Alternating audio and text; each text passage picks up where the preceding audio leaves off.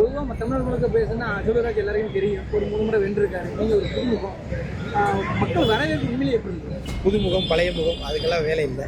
234 தொகுதியிலையுமே எங்கள் கழகத் தலைவர் கூட்டணி கட்சியினர் நிற்கிற இடங்களையும் சேர்த்து மு.க. ஸ்டாலின் தான் நிற்கிறேன், அதை நினைச்சு வேலை பாருங்கன்னு சொல்லியிருக்காரு.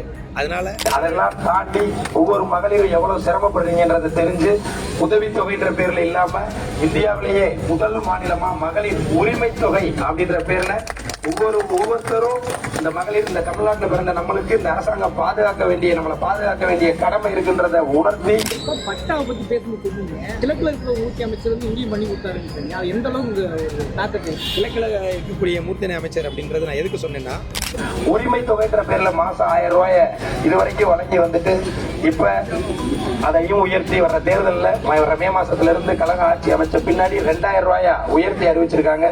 எப்படி ஏற்றத்தாழ்வு இல்லாத சமுதாயத்தை இங்க கொண்டு வந்தாங்க, சமத்துவபுரமும் கொண்டு வந்தாங்க.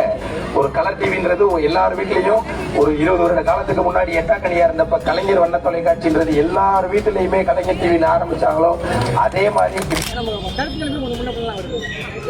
கருத்து கணிப்பு யாரை கேட்குறீங்கன்றது தெரியல. நீங்க எடுக்கிற சாம்பிள்ஸ் ஒருவேளை ஒருதலை பட்சமான தரப்பினராக பார்த்து கூட உங்களோட சாம்பிள்ஸ் இருந்திருக்கலாம்.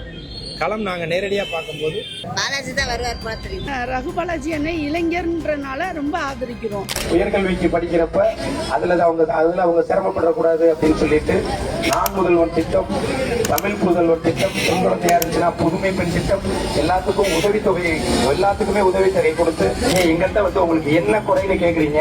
இங்க ஒருத்தர் 10 வருஷம் அமைச்சரா இருந்தாரு, அவர் எங்களை இப்படி ஒரு தடவை கூட சங்கத்துக்கு வந்து பார்த்தது இல்லைன்ட்டு எல்லா இடத்துலயும் ஒரே மாதிரியான குரல்கள் தான் எழுந்துச்சு.